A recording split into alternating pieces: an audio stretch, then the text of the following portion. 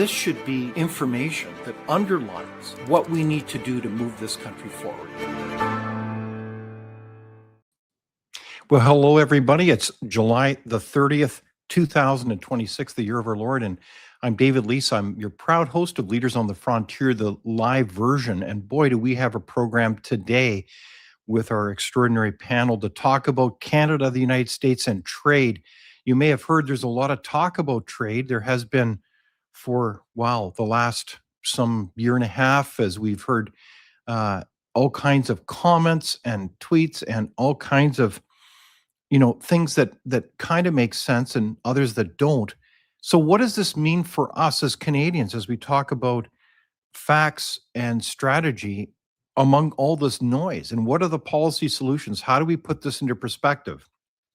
No one has a crystal ball, but we're going to try to break it down as we think about how do we ensure Canada moves forward. So in the meantime, I want to appreciate your comments, and we get them by the thousands. So thank you very much for your feedback. This was one of the best for information. Thank you. It's clear and cuts to the chase, and that's from Joanne. And I think that's in response to last week's live as we talked about building the nation, or I believe it was actually, Madam Producer, as you've pointed out here, it's from a conversation I had with business leader Kurt Vossen about our economy and how do we move it on track. And he has some solid insights that you don't want to miss. So make sure you look at that. And in other comments, we need this guy on our negotiation team. Common sense by nature. And I think that is from Carrie. And so what a compliment to Kurt Vossen. I learned a lot from your program and appreciate your guest choice. Thank you. And that's from Zenny as well. So thank you very much for those kind comments. We really do appreciate them. So moving on here, we've got lots of headlines as people come on. We want to share some interesting headlines that you may not hear about very often. One of which is a warning regarding terrorist charities and their activities in Canada. And this is from newly declassified records show the federal cabinet months prior to 9/11 was told that a number of Canadian charities were being used for terrorist financing and that we should be looking at those charities according to one minister. And that's according to Blacklock's reporter who revealed those documents. And we also have a very interesting libel case. If you haven't heard about it, this has to do with the libel towards Kalen Ford. Kalen Ford's an important leader and educator, and she's undertaken actions against a number of media outlets. And this is a story, again, from Blacklock's that talks about the financial strain on media outlets, including the Press Progress. So be sure to look at that story. It's a very fascinating case. In other news from Blacklock's again, we have Canadians cut back on meat. Canadians are eating less meat and skipping meals altogether due to rising food prices, says an in-house research by the Federal Department of Agriculture. Data followed figures showing the typical household is no longer following the Canadian Food Guide. And this is in response to internal polling in response to questions such as, during the last 6 months, have you skipped meals? This is an interesting story in the Winnipeg Free Press from Winnipeg, where a landowner along a river is being forced to clean up a major homeless camp after his appeal not to was turfed out. And this is that begs the question, how was this enabled in the first place, this kind of homeless camp? In Winnipeg again, it's interesting, the founding family, the Aspers, have said they're ending their support for the Canadian Museum of Human Rights as they believe it is now fanning the flames of anti-Semitism. A very sad story. And also, as we've experienced forest fires across different parts of the nation, including Ontario, the federal government announced this past week $125 million in financing to Brazil for climate change-related initiatives in that country. And that's according to Juno News.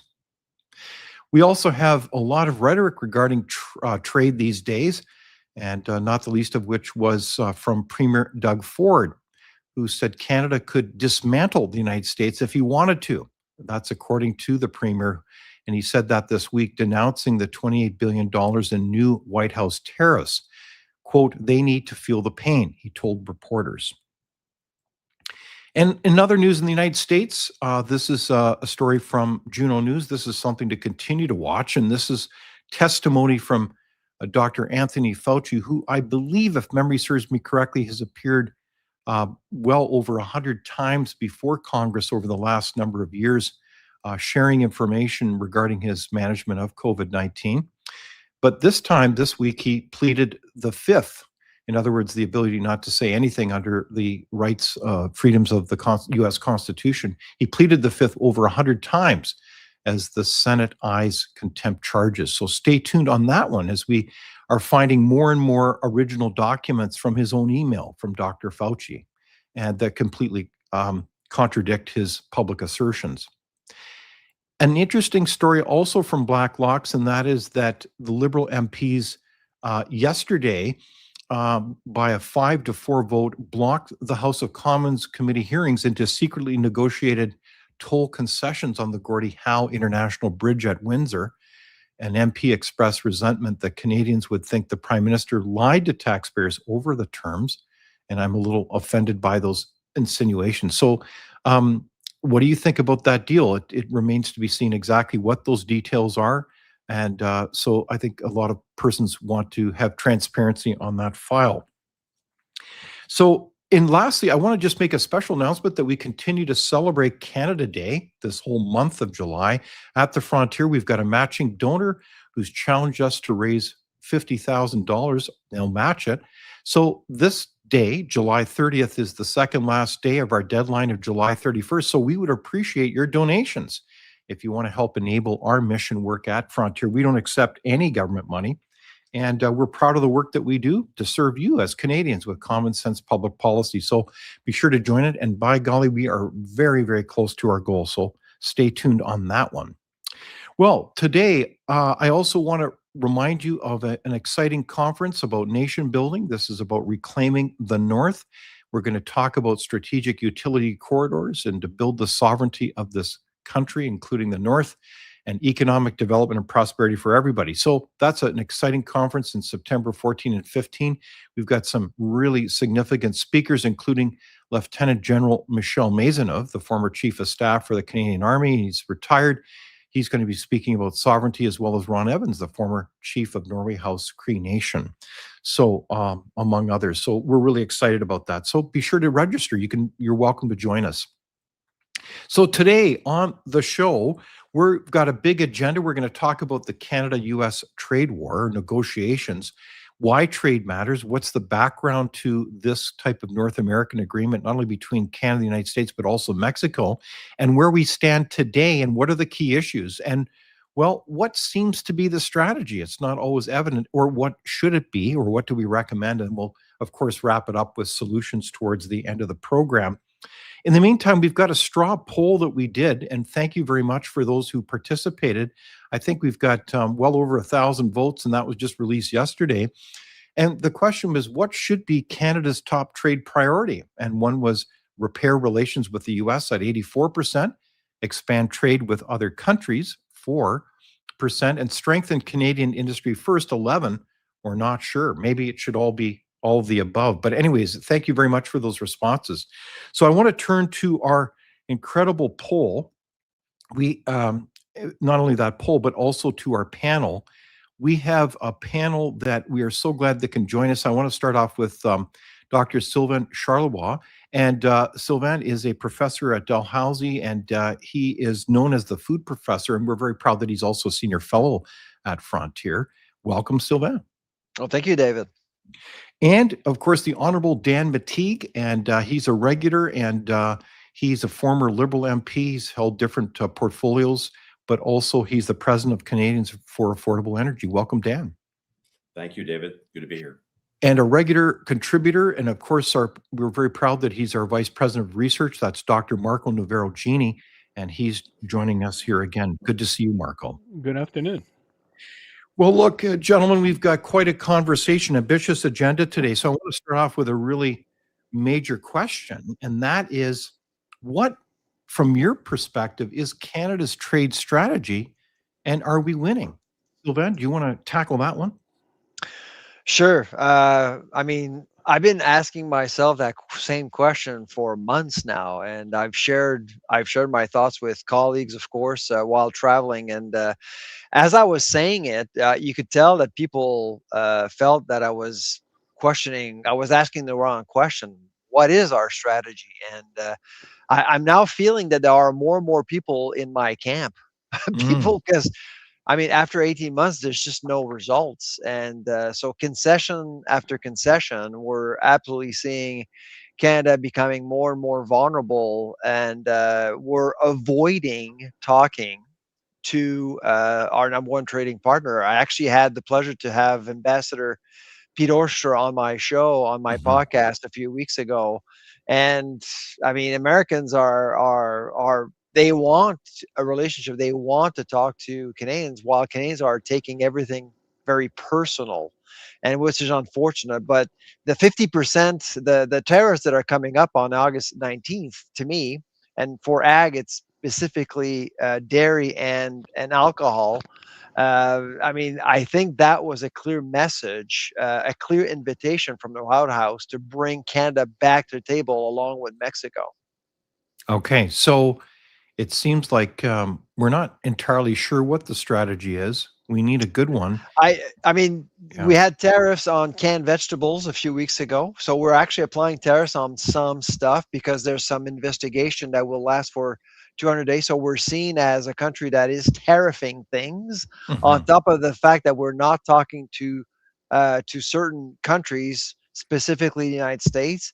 We're in China. We Prime mhm. Minister Carney did go to China a few months ago to settle a deal on canola, but now we're facing tariffs on processed peas now of 78.5%. So it's, to me, I just don't know exactly where we're going with this, because the world is still punishing Canada, not just the US, Mhm. China, and others as well. Okay, so very important points there and perspective. Thank you, Sylvain. Dan, what would be your response? What is Canada's strategy that you've been able to discern, and are we winning? Oh, I think what Sylvain has put a very good picture out as to what is happening, but I think there's another part to this, and that's the political aspect of this, which can't be ignored. As a person who spent some time in politics and in Parliament, in fact, a very long time, it's clear that for the Liberals facing some by-elections, holding on to or gaining, a rather interesting majority, it is critical that they keep up this tension at the expense of everything. If you can believe it or not, it reminds me of the old expression, the Twilight of the Gods, the Valkyries, and it basically is meaning God or Amidung, I think is the word that they use, and I don't think Mhm. I have that quite right, but it's a German word. Basically says we'll kill everything as long as we achieve our objective. And the Liberals can remain in power, and I'm going to be very blunt about this, as long as they continue to use Trump. Now he's an easy target. He really ticks Mhm. off everybody. We all have opinions Mhm. on him, but that seems to be the strategy: is to continue using this as a political club to be able to ensure that they maintain their support in Canada, while holding back on negotiations until the bitter end, at which point Canadians are going to start to realize they can't continue this. And I completely agree. There is tariff city is coming, but we already face significant hurdles. The value of the Canadian dollar, as you know, we deal with it day in, day out. 141 pennies, or 139.94, as I'm looking at it today, Mhm. pennies adds in no small way to the cost of most commodities and destroys the purchase power of most Canadians. That's why I think it's a very, if they're playing chicken here. It's an awful game to play, but at the end of the day, elbows up. They won an election on it. Okay, wow. So I just want to clarify this because I don't want to miss the headline here. So you would say, and I'm not trying to put words in your mouth, Dan, this is not so much a policy negotiation, it's a political strategy to maintain, you use the word attention with the United States for political short-term I think it advantage. works for Is them. that what you're It getting does. at? No, you're right, David. It does work for them. And I think that's why, yes, it does work for them. It works for the party. They continue to be very strong in the polls as long as they can have Mark Carney traveling around the world, not necessarily accomplishing anything. In fact, maybe remove the word necessary. Doesn't accomplish anything. Sylvain has pointed out the trip to China and the attendant difficulties with that. There is no doubt in my mind that this is a strategy to ensure that it maintains absolute levels of support. Perhaps Mark Carney wants to call another election. Goodness knows the polls are suggesting that he would win a massive majority if that were the case. But aside from this, it's a very dangerous game to play, as we know. And you're correct in the assumption. I'm being very bold about this, but I have to be, because I can't explain, and there is no explanation as to why they wouldn't engage at a much higher level and more assiduously. Not 18 months after this, we've accomplished absolutely nothing. Okay. Well, thank you very much, Dan, for that reality therapy. Dr. Marco Navarro-Genie, what's your response? What's your sense of our strategy, and is it winning? I think there are probably two strategies which kind of betray why, on its face, it looks like the political leadership of this country keeps flip-flopping. They say one thing one day and another one the next day. One strategy is to try to achieve some kind of deal with the United States. Normally, these things are done behind closed doors in diplomatic negotiations. And so most of the public doesn't know exactly what is being said on a day-to-day basis, or sometimes on a minute-to-minute basis, until the negotiations are done and people come up with the results and present them, and here they are. But part of what is going on, the second track, is what Dan has just explained, that it is an absolute political strategy to seek advantage for the ruling party. And so on the one hand, we hear the Prime Minister says, he's prepared to do anything that needs to be done to get the deal done. And then the next day he turns around and essentially says something that is not really aimed at the Americans, but is aimed at the public, because he's trying to curry favor with the sort of anti-Americanism in the Canadian culture to gain political favor. And so those tracks seem to be incompatible, especially when they are being played out in the public eye. If we look at what the Americans recently did with the invocation of Section 338 and the 50% tariffs, they aimed directly at two specific things that are essentially Canadian protectionist measures: supply management and our own internal taxes and tariffs on alcohol, which if it is wrong, for example, for somebody in Nova Scotia to order wine from the Okanagan and get some kind of massive tariffs or taxes slapped on, why is it wrong for the Americans to slap 50% on ours? So these things expose a great deal of internal problems in Canada. We do not have, with the exception of one or two, among our public officials, true defenders of free trade. And that is, in larger part, a significant portion of the problem. Okay. Thank you very much, Marco, for that summary. If I may, David, Yes, I just please. want to add to what both Dan and Marco have just said about the politics of CUSMA and our relationship with the U.S.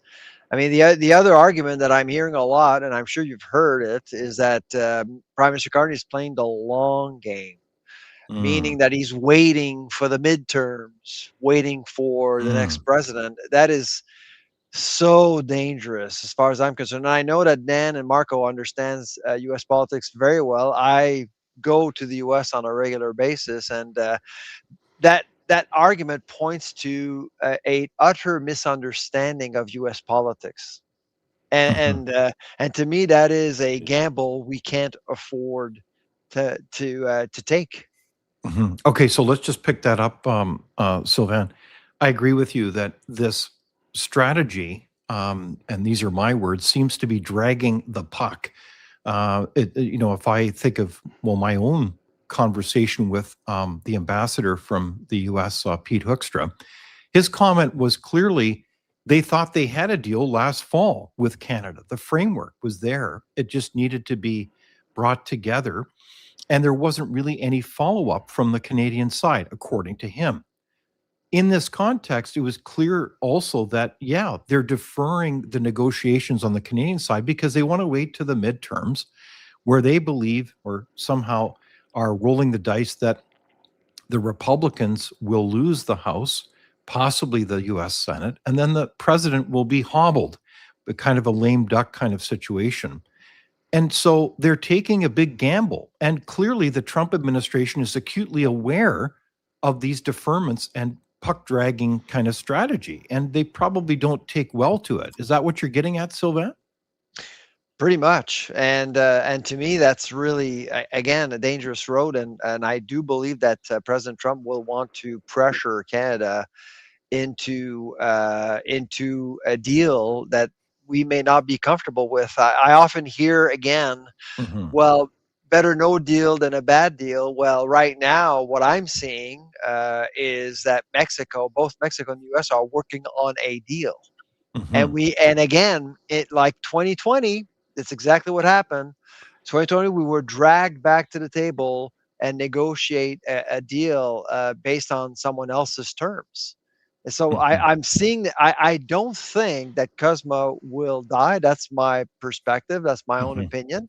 I suspect that Dan and Marco may disagree, but I do think that right now Mexico is in the driver's seat because they've actually played along.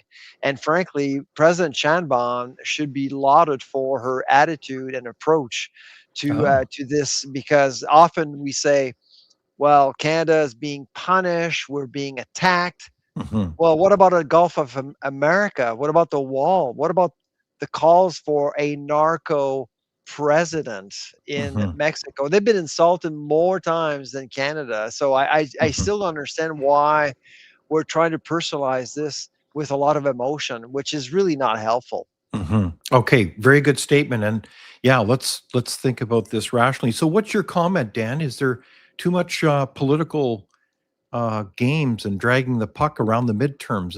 Is Sylvain onto something here? Well, he's onto something, and not only that, he's raised the two good points about the midterms, which I think is pretty obvious. That's where the Liberals are heading. They know they can, and you said this: drag the puck, rag the puck, call it what you want. There's a wide belief, certainly among Liberals, as you saw, they're very friendly with the Democrats versus the Republicans. Why they would do and get involved to that extent, I do not know.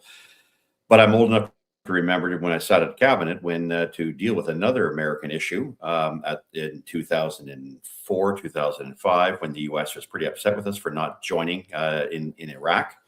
And our solution was a good one. We swapped out 10,000 U.S. troops for 2,500 Canadians. Now, I'm going a little further than I should on this one, but to simply say that Canada was in a position where it knew the administration was upset. We weren't happy with them. We didn't think there was any Mhm. proof for obvious reasons, but we did come out with an understanding that was acceptable to both sides. I don't Mhm. think we made the attempt, and I think that's deliberate. That's not by omission or, hey, we got to get all our I's dotted and our T's crossed. No, this is political. This is political gamesmanship, brinkmanship, if you will. Unfortunately for Canada, which has lost arguably $400 billion in net capital investments into this country, it's a very, very dangerous game of chicken. The likes of which we're driving a little. I like to use a automotive analogy. We're driving the little Yugo. They're driving a Mack truck, and we better be damn well careful about hitting them. Wow. Okay. So, Dan, I just want to clarify something. So, Canadian strategy to kind of play politics around this vis-a-vis the midterms and to kind of use the Trump orange man bad moniker comes with a huge price, and that's with trade uncertainty, right? So last week, I believe it was, we saw the KPMG survey. There have been others as well that suggests some 4 out of 10 Canadian businesses are looking at relocation to United States or some other measure to try to deal with this uncertainty. They're doing the rational thing to be able to survive. So are you saying that this is having a price, this kind of strategy, this uncertainty on Canadians because we're losing investment dollars and job opportunities?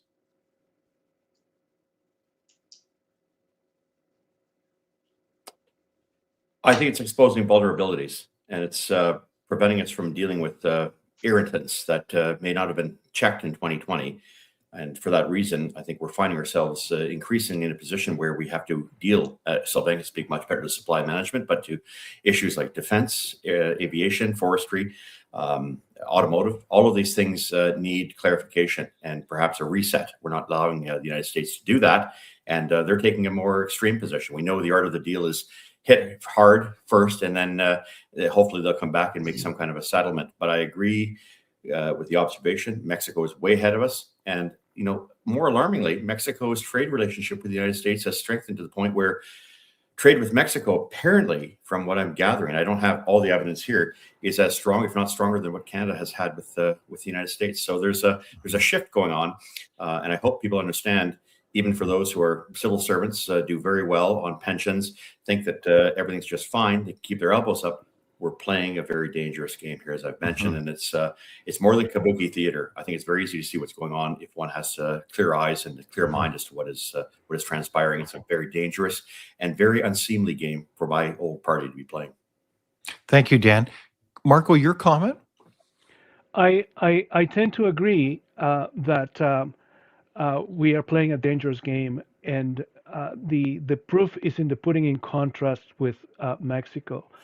Both Canada and the United States are partners in this agreement, of course, with the United States, but they are minor. They are junior partners at best.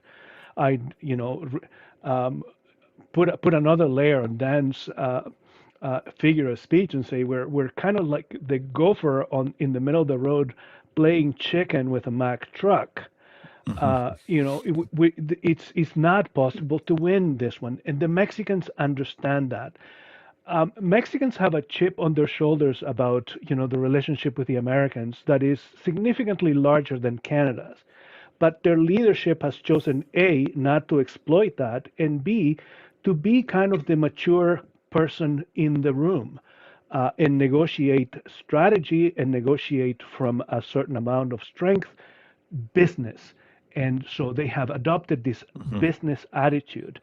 What we see from Canada is kind of a petulant child attitude that, we are equal or greater to the United States. We think of ourselves better than the Americans, and that we're going to show them. That is not a great strategy when you're the gopher on the road. Okay, so very powerful metaphor there, the gopher and the Mack truck here. But I think what you're underlining is the need to keep our heads rational on this, to kind of put aside those emotions, that style of communication that's coming out of the U.S.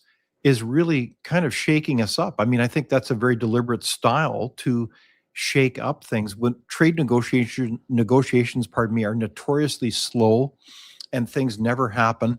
Whereas, the Trump administration's brilliance is to shake things up and make things happen. So we need to pay attention here. So thinking of rational background, I want to bring up, Madam Producer, a very interesting slide regarding Canada's top 5 economic partners. And this one is about Texas. We could look at this one first around 5 export partners.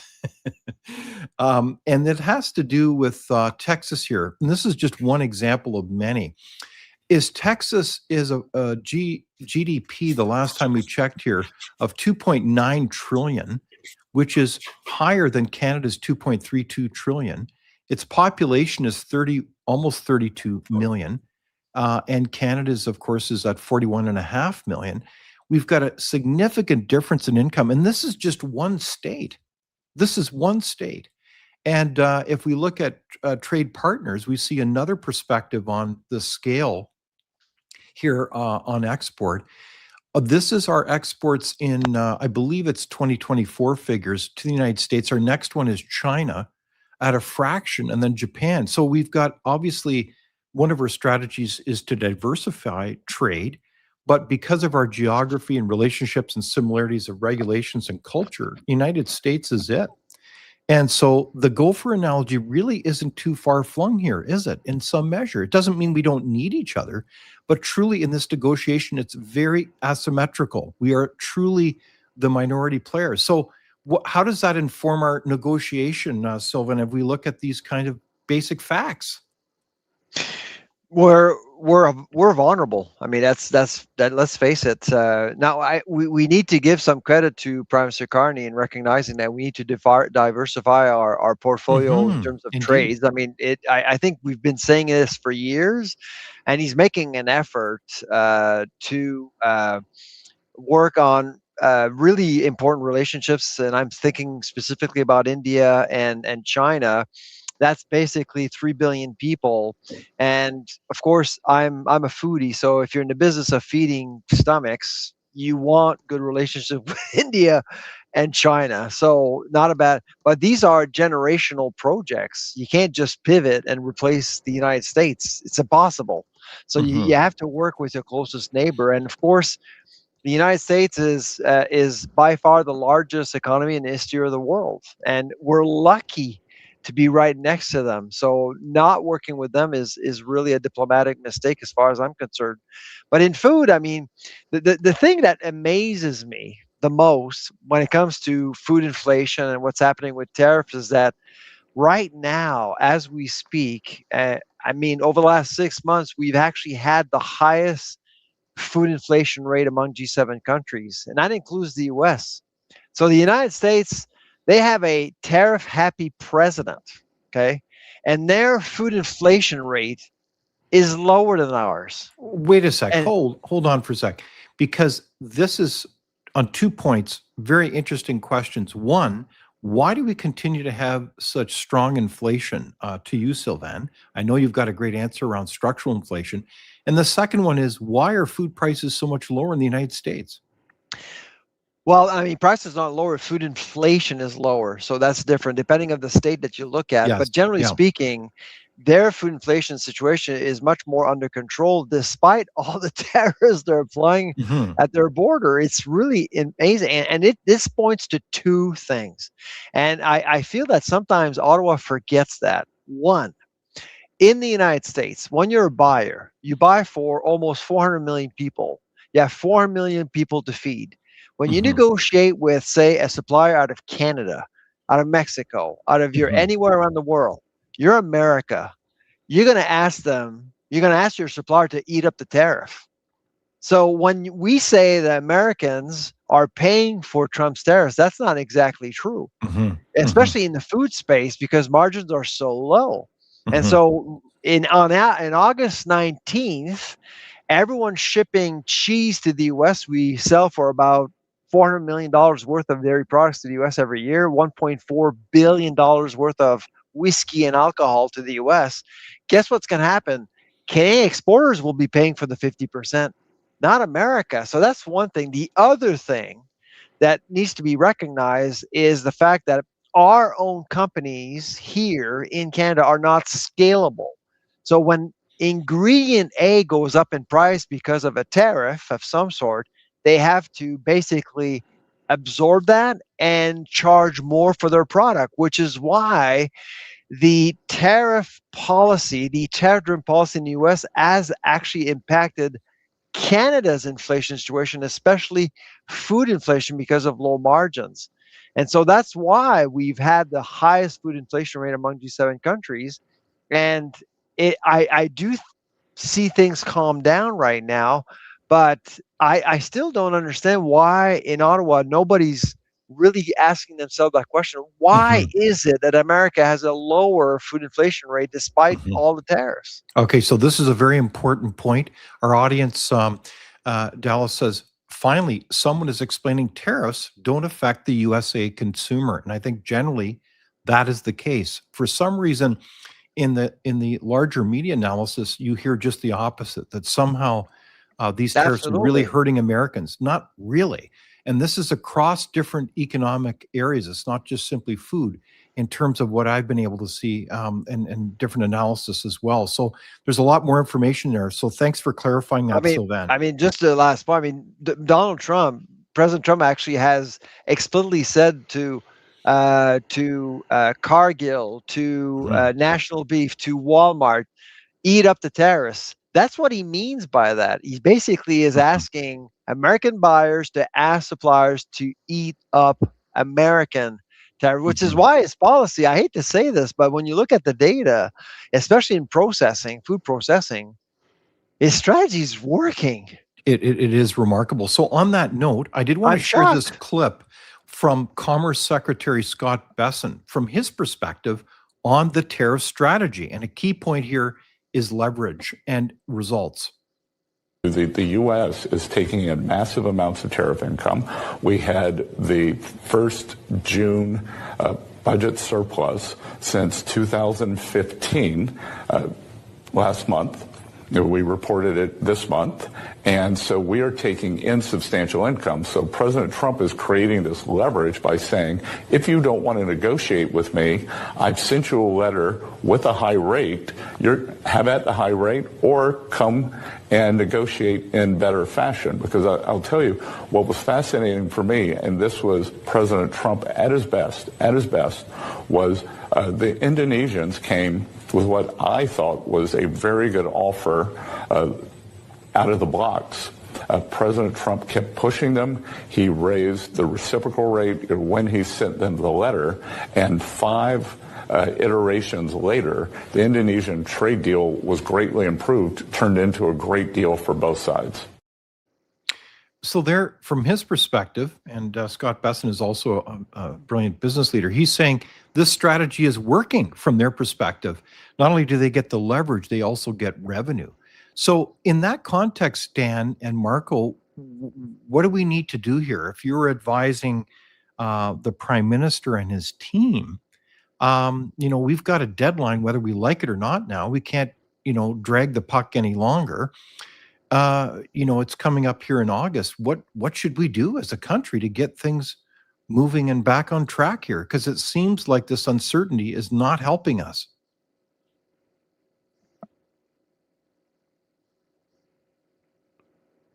Okay, I'll jump in. Sure. A kind of a different version at the macro level of what Sylvain was saying is to show numbers such as Canadians export about 72% of all exports go to the United States. And from the American side is about 12% of their exports come to Canada. So it's a ratio of 1 to 6 or 6 to 1. That should be providing some sobering thinking to Canadian strategists. So advice to the Prime Minister, play the diplomatic game, stick to it, leave the political game aside because there is far too much riding on this. Put the country first, not the interest of his party and the electoral interests of the Prime Minister's office, but it is time to look at Canada and put Canada first. Okay, I think that's a very powerful comment, Marco.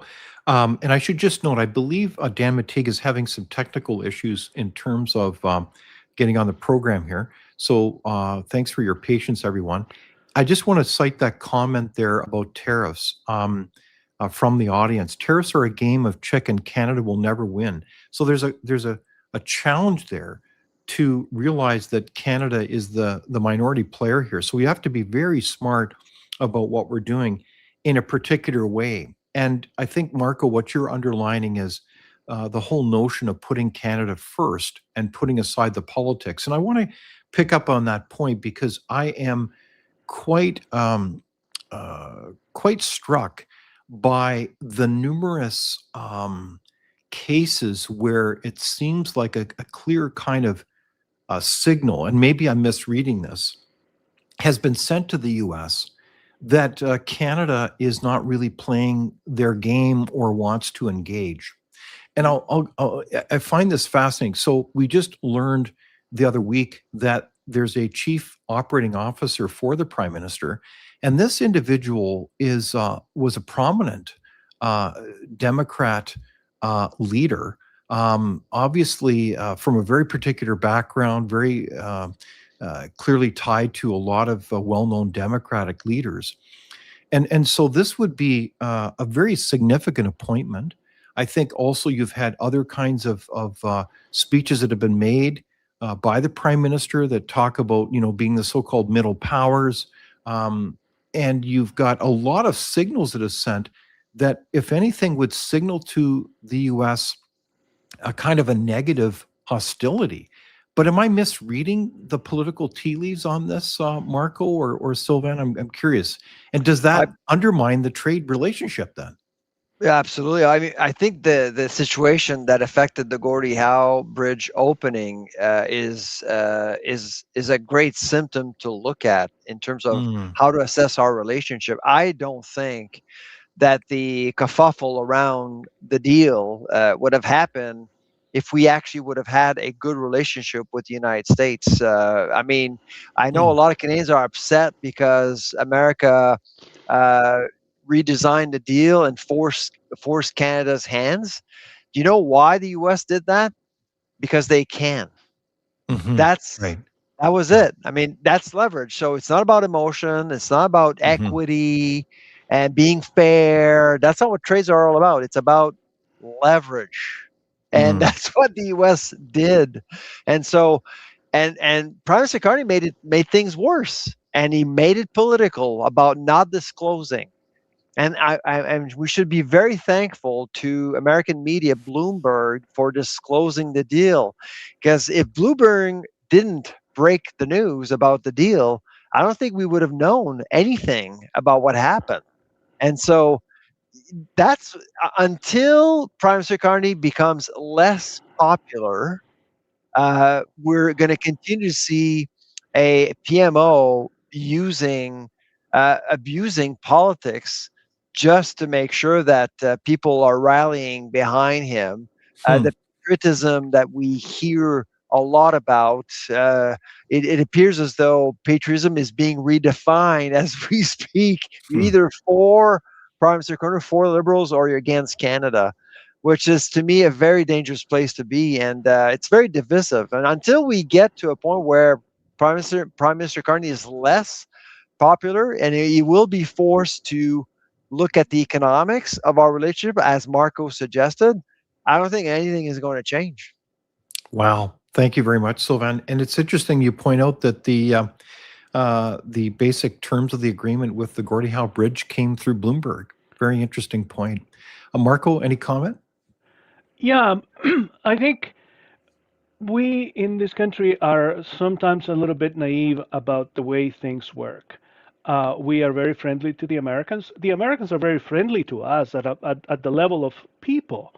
They have been this great neighbor for a long time. But politics is politics. And the job of the President of the United States and the American administration is to gain whatever benefit and advantage they can from the relationship with other countries.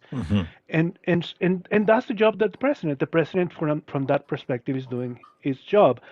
Think about it, for example, how we think in Canada about buying local, which, among a significant portion of the population, especially on the left side of the spectrum, we hail this thing about buying local, not buying the best, not buying smart, not buying best quality, but simply buying local to support the local. That seems like a good idea to many Canadians. But think about the President of the United States basically wanting Americans to buy local, local meaning the entire country. And so if we apply the same logic, the President of the United States is doing just the same thing as, what former Mayor Nenshi used to say all the time, buy local, or the mayor of Halifax or whoever, right? So there is a certain aspect of this, as Sylvain was saying, is interests. People are after maximizing their interests. But Marco, we're pushing people to fight a war. There is no war. There is no war. This is not a war. No, it's not a war, but we keep using that language, right? There's no war. Wait a second. I thought we said it was elbows up. What do you mean there's no war here? I'm totally confused here. I thought there was a war going on with the United States. In fact, poll after poll shows that Canadians are most concerned not about China or Russia or other foreign adversaries. They're most concerned about Donald Trump. Well, It's there is an aspect. it's a shift in trade policy from the U.S. I mean, basically, we're dealing with an administration in the U.S. that believes We've that got to. global trade is a failed policy. I don't agree with that. Most Canadians don't agree with that. But right now, the U.S. is basically playing against all economies of the world, not just Canada. So I don't Mhm. see this as a war. I just see as as a policy shift coming from the U.S. That's really what Mhm. it is. Okay, so that's a very important point. The US is resetting its policies in many ways. They've seen Correct. globalism as a failed policy, so they're trying to reset the table there. They've also got a major financial problem that they have to reset. They've also had trading partners like China that have not played by the rules. We've known that for years. So they're dealing with this, and they've also had other relationships on the defense side that clearly have had a lot of freeloaders, Canada included. So there's a lot of resetting going on here. So Dan, welcome back.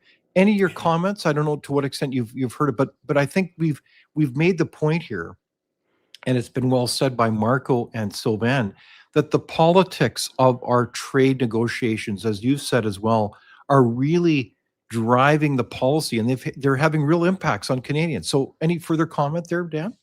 Well, look, it's the most important relationship between two countries. I mean, if you think about it, there aren't many other countries that have what Canada has with the US, and to a lesser extent, what the US has with Canada. It allows politicians in other times, including the president himself, to say, well, we have energy independence, we have a very strong economy.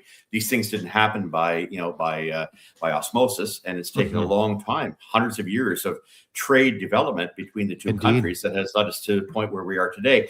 But there is a much larger issue at stake, and I don't think I am an expert to talk about this, but I have to say, look, on my end of things, when I see global trade being affected in the Straits of Hormuz, potentially in the Panama Canal, as we saw earlier, when I see moves in the Red Sea, the United States has always been the guarantor of free movement on the high Mhm. seas, at least in the Mhm. past half century to century.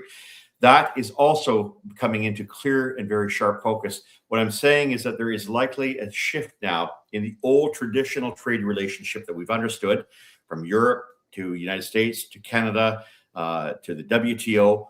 All that is now up for negotiation. And it's not Mhm. because Donald Trump is changing these things. It is Mhm. because l'ancien régime, as Sylvain would know, the old way of doing things is tired and may need Mhm. some kind of tweaking, if not complete replacement. So we have to look Mhm. at the much bigger picture than Canada, United States. But in that context, we happen to be the most obvious because we have the greatest relationship. Well, that is the most intense relationship between the two countries, which still continues to be the most important consumer market in the Mhm. world, at last time I checked. Right on, Dan. So I can't um, underline your point well enough that if you pay attention to the national security document, which I suspect most Canadians have never even heard of, it outlines a lot of this in full view. Their emphasis on security, both economic and defense, from North Pole to the South Pole on this side of the continent, this hemisphere, and that Canada is clearly a big part of that. So they have a real strong vision for that type of security, and that's an opportunity for this country. It's an extraordinary opportunity if we play our cards well. But in this context, the United States does not want to be the world's policeman anymore, or try to engage with protectorates. They just simply cannot afford it. It's just too much money if they do the math. And there's all kinds of research that illustrates this. So as we get towards the end of the program, I want to talk about solutions.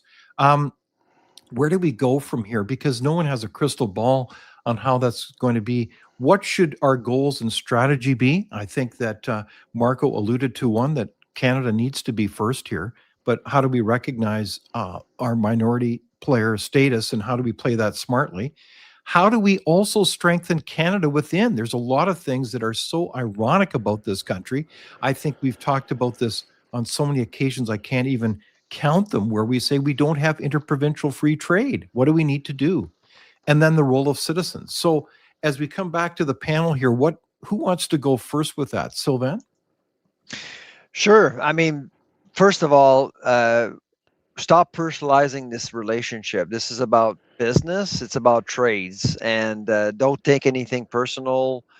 put emotions aside and focus on the deal. That's what I would do. But internally, I mean, right now we seem to be using Trump as an excuse to do everything. Why don't we start putting Canadian interests first and do things based on what we want to do? And I'm pointing fingers certainly at barriers between provinces. And this is an important issue. I think probably more important than most people can appreciate, because internal barriers that we have between provinces are costing us money at the grocery store. So we've actually calculated that each Canadian could save up to $300 to $500 in food if we are to eliminate all barriers. But here's the kicker: that includes supply management. Supply management has quotas. Quotas are managed by provinces, and so those quotas create barriers between provinces. And I've actually had the pleasure to talk to some policymakers in Ottawa about this. And one of them, and I won't name that person, he asked me, so if you were to do one thing to make supply management more competitive, especially in dairy, and allowing the system to help Canadians save money and help the industry become more competitive, so we don't get a Trump to continuously threaten us all the time. Well, there's one thing we can all do: harmonize the allocation of quotas nationally. That's if you do that, you get a more competitive marketplace, and Trump can say whatever he wants. It doesn't matter. We'll be competitive. But here's the problem politically: if capital rewards efficiency, where's the dairy sector efficient? West of Toronto. So all that capital / quota value would shift from east to west. So the Atlantic and Quebec would know that. And that's why it's a political non-starter. Okay. Well, that's a fascinating case study. I know we've talked about this before, Sylvain, but I think that's very solid advice, because obviously the US, that's a significant irritant for them in supply management. But you've just outlined, I think, a solution, but it's going to take enormous political courage to undertake that kind of move, wouldn't it? Well, I was exchanging with Jason Kenney this morning, and of course, he reminded me that he was actually against supply management as an elected official way back when he was part of the Harper government, and of course, Premier of Alberta.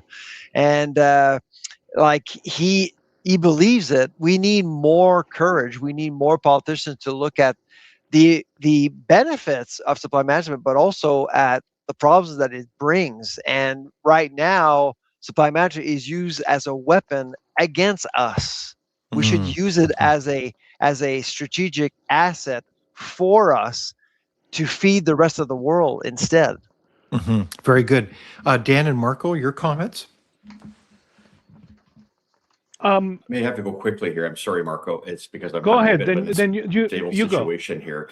I simply point out that Canada has to be, very honest about it has to be very honest about its weak economic position, and that has weakened dramatically over the past decade.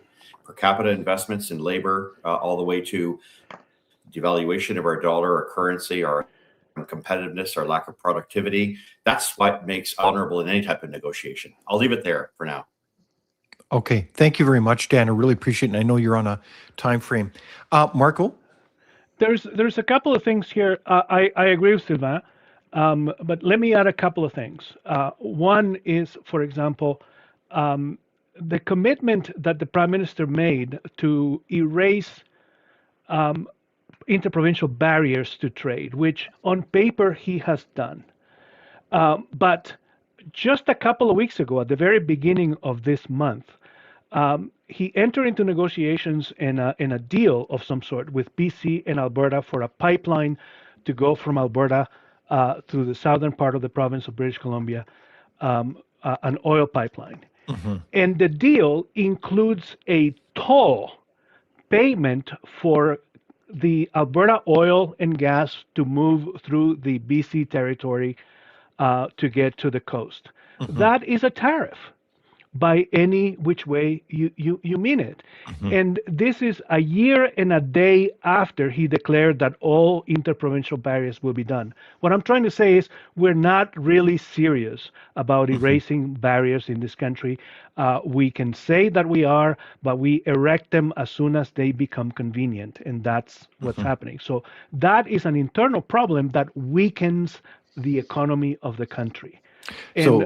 And by weakening the economy of the country, of course, we weaken the country vis-a-vis others who are stronger. But the second issue, which also has nothing to do with Trump, is our productivity.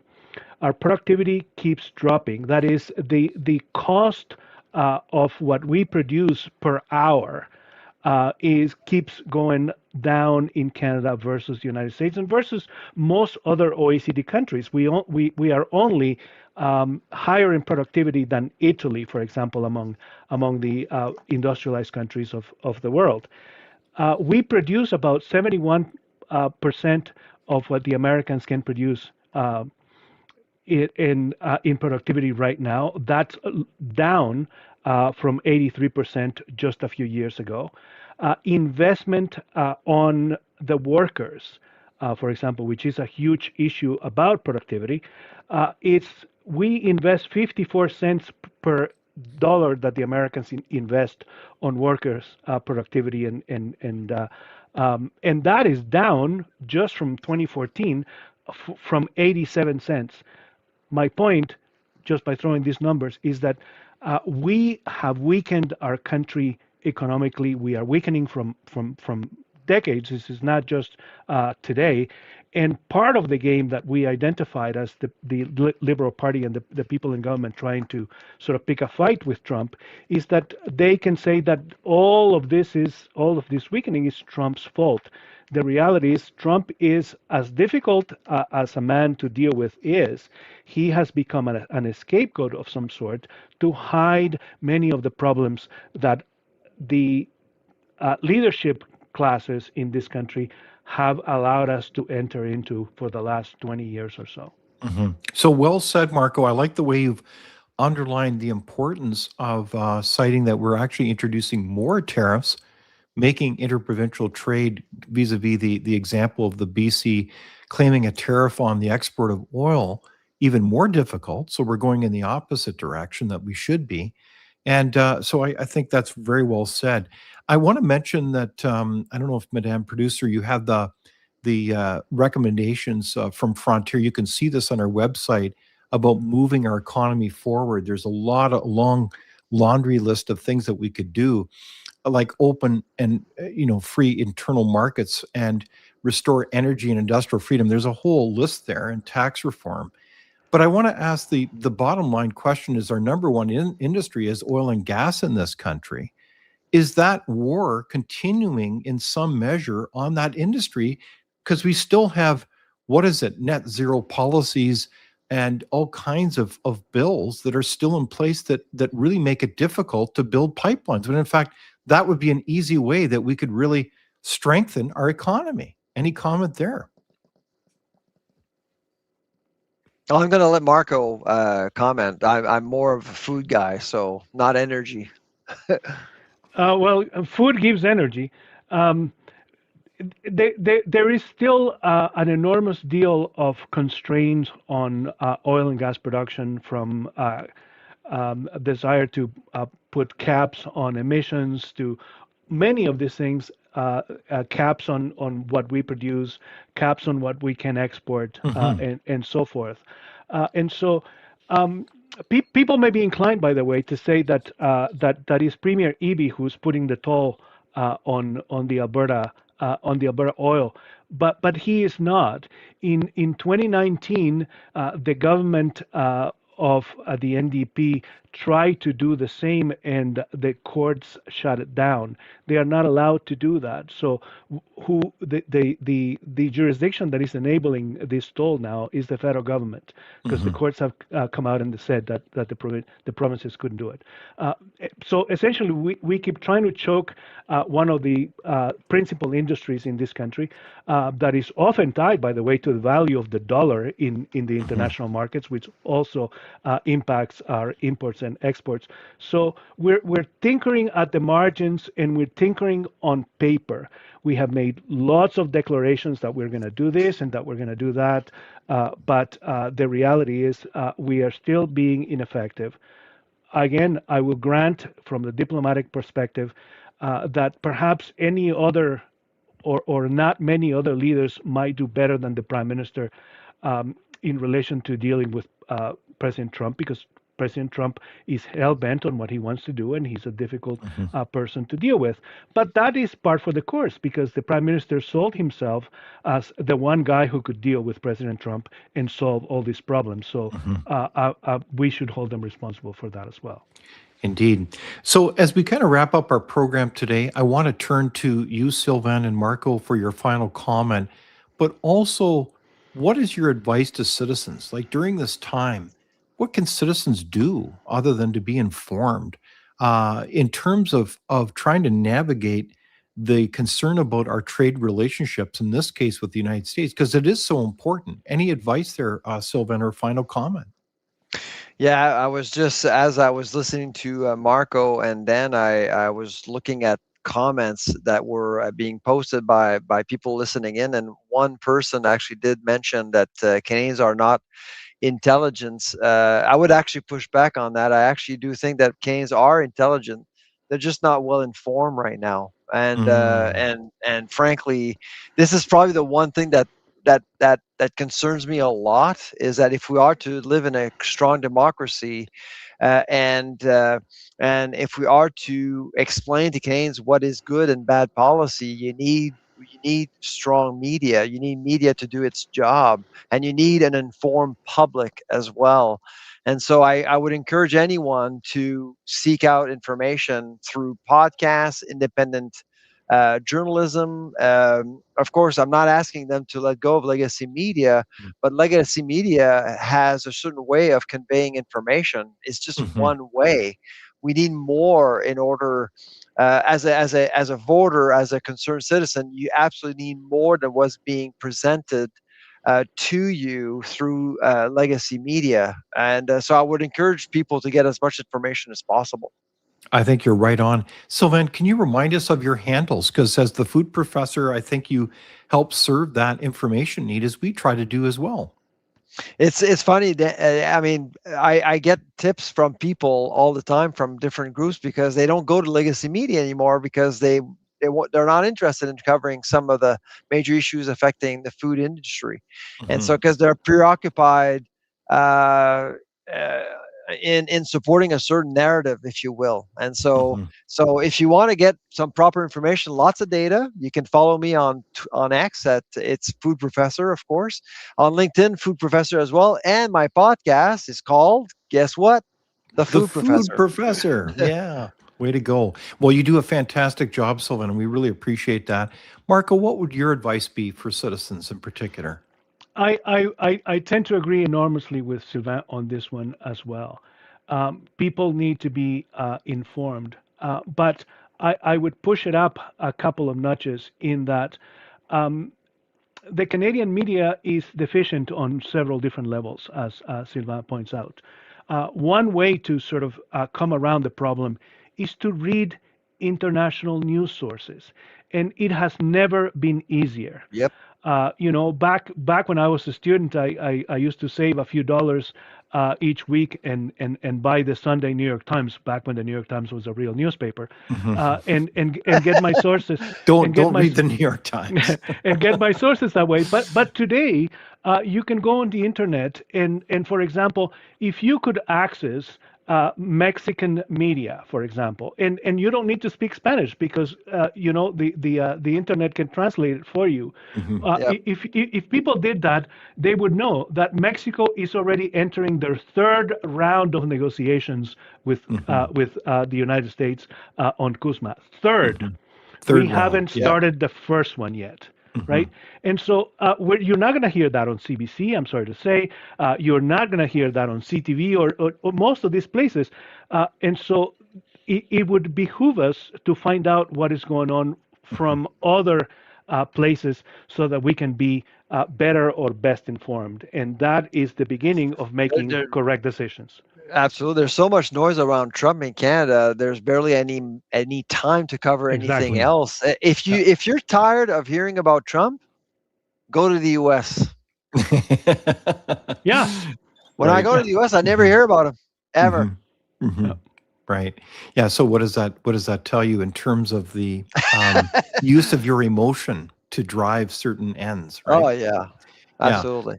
All right. So that in itself is good advice, my friends, Sylvain and Marco, to keep our eyes open, to use our critical thinking skills, and of course, speak up as usual and share this program. We really appreciate your support, and share it with your friends. Let's get the word out, and be sure to check out Frontier's website. So I want to thank very much Sylvain Charlebois and Marco Navarro-Genie for joining us, and of course the Honorable Dan McTeague. He was a little bit handicapped with technical issues and a deadline, but we're so glad we could have this panel discussion today. Thank you. And Thank so, you for having us. well, it was my pleasure. And so just to wrap things up here, I want to also thank and just point out that we've got all these other channels. You can catch us every week on the YouTube channel, and of course on Merit TV Canada and the Miracle channel across the country. And of course, I want to thank not only our guests and panel, but also you for joining in the conversation and comments. And of course, our producer, Lorraine.